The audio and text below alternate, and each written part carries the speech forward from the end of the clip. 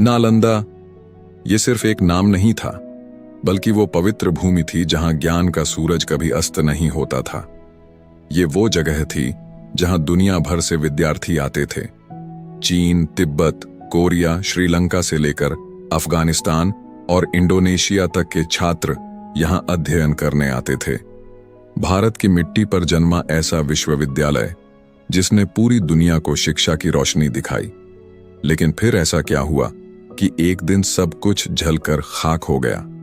नालंदा विश्वविद्यालय की स्थापना 5वीं सदी में गुप्त सम्राट कुमारगुप्त प्रथम ने की थी। यह स्थान आज के बिहार के नालंदा जिले में स्थित है। उस समय नालंदा एक विश्वविद्यालय नहीं, बल्कि एक जीता जागता ज्ञान का शहर था। यहाँ लगभग 10,000 विद्यार्थी और 2,000 से अधिक शिक्षक एक साथ रहते और पढ़ाते थे। नालंदा की शिक्षा प्रणाली इतनी सुदृढ़ थी कि विद्यार्थियों को प्रवेश से पहले कठिन परीक्षाओं से गुजरना होता था। यह भारत का पहला आवासीय विश्वविद्यालय था, जहां छात्र छात्राएं अध्ययन के दौरान वहीं रहते थे। नालंदा में बौद्ध धर्म की महायान शाखा की गहन शिक्षा दी जाती थी, लेकिन यही इसकी विशेषता नहीं थी। यहाँ व्याकरण, तर्कशास्त्र, आयुर्वेद, गणित, खगोल शास्त्र, दर्शन और साहित्य जैसे विषय भी पढ़ाए जाते थे। यहाँ की लाइब्रेरी, जिसे धर्मगंज कहा जाता था, 5 मंजिला थी। उसमें लाखों ग्रंथ थे, ताड़पत्रों, भोजपत्रों और हस्तलिखित पांडुलिपियों से भरी हुई।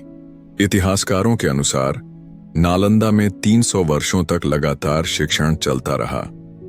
ह्वेनसांग और इत्सिंग जैसे महान चीनी विद्वान यहाँ आकर वर्षों तक अध्ययन करते रहे।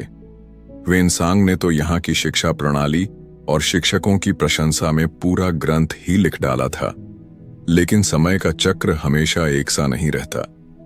भारत में 12वीं शताब्दी में मुस्लिम आक्रमणों की लहर आई, जिसने कई सांस्कृतिक और धार्मिक केंद्रों को नष्ट कर दिया। उन्हीं में से एक था नालंदा। 1133 ईस्वी में तुर्क आक्रमणकारी बख्तियार खिलजी ने बिहार पर हमला किया।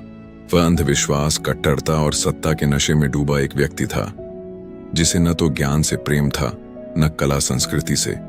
उसका उद्देश्य था तलवार के बल पर अपने धर्म का प्रचार करना। जब वो नालंदा पहुंचा तो उसने देखा एक शांतिपूर्ण परिसर, जहां बुद्ध के उपदेश गूंजते थे और ग्रंथों के पन्ने पलटने की आवाजें सुनाई देती थीं। लेकिन उसे यह सब पसंद नहीं आया। उसके लिए यह जगह काफिरों का अड्डा थी। और फिर उसने जो किया वो इतिहास का सबसे भयावह अपराध था। बख्तियार खिलजी ने नालंदा विश्वविद्यालय को जला दिया। हजारों भिक्षुओं की हत्या कर दी गई। कुछ जीवित बचे तो उन्हें बंदी बनाकर घसीटा गया।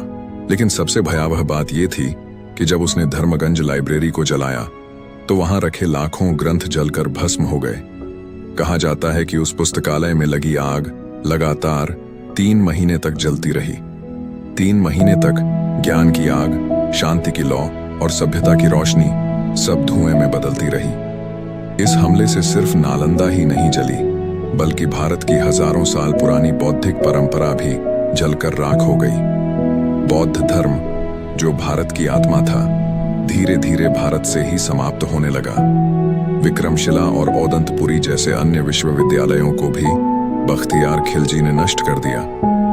यह सिर्फ एक सांस्कृतिक हत्या नहीं थी, यह आत्मा की हत्या थी। आप सोचिए, आज अगर वो ग्रंथ बचे होते तो भारत का बौद्धिक स्थान क्या होता। शायद हम और आप आज एक और रूप में खड़े होते। नालंदा की आग सिर्फ उस जमाने की नहीं थी, वो आज भी हमारे इतिहास में जल रही है। और जब तक हम अपनी धरोहर को नहीं समझेंगे, वो आग बुझने वाली नहीं।